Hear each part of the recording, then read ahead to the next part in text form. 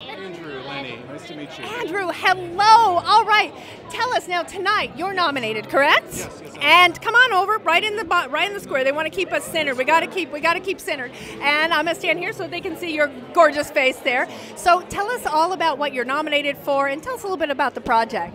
All right, so we did some things for WGN for our sports programming involving Cubs games and White Sox games.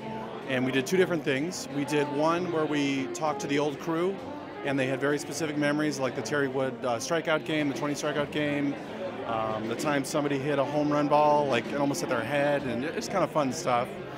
And then When somebody gets hit in the head, that's all the fun stuff? yeah, the cameraman still works for us, and his favorite line was Harry Carey was on the broadcast and said, "Hey, it almost hit Joe in the head." You know, it was a good story. So we put it on the air, and it was nice.